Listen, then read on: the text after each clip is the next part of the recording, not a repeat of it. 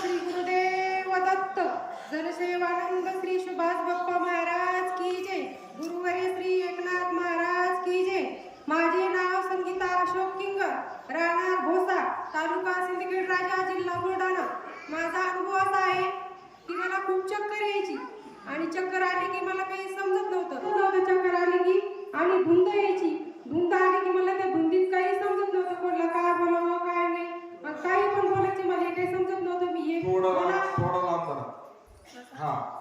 समजत नव्हतं आणि मग बाकीच्यांना वाटायचे असं का करते, पण मला काही ते समजत नव्हतं। धुंद आली की जीवन जरी पुढे घेतलं मला ते समजत नव्हतं। मी कुठं पण पडायची, विहीर असो नदी असो कुठं पण मला घरचे उचलून आणायचे आणि घरात टाकायचे। ज्यावेळेस माझी धुंद जायची त्यावेळेस मला समजायचे मी इथं कुठं आहे, पण मी विचारत नव्हते कोणाला काय झालं काय ते, कोणी मला सांगत नव्हतं, मी पण विचारत नव्हते। पण घरच्यांना खूप माझी चांगली काळजी घेतली आणि इथं आम्हाला असं माहीत झालं की मलकापूर येथे खूप चांगलं ठिकाण आहे, तुम्ही तिथे जावं। आम्ही या पहिल्या वारीला मी इथं आले होते, त्यावेळेला खूप पावसाचं वातावरण होतं, पण इथं आल्यानंतर महाराजांच्या चरणावर माझा स्पर्श झाला त्यावेळेस मला एवढा घाम फुटून निघाला की माझी धुंद आणि सर्व काही मला असं बरं वाटायला लागलं आणि मला जेवण जात नव्हतं।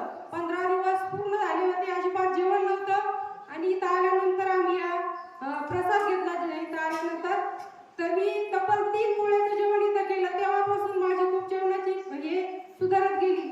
आणि एवढा महाराजांनी सांगितलं की आता काही होणार नाही, काय नाही, काही चिंता करायची गरज नाही। आणि मागच्या पौर्णिमेला मी महाराजांना सांगितले बाबा बरं वाटतं पण माझी कचकच सुरूच आहे। महाराजांनी सांगितलं बाळा तर खूप ठीक झालेली आहे तू, परंतु आता काही चिंता करायचं काम नाही, तू सर्व काही अडचणी तुझ्या दूर होतील।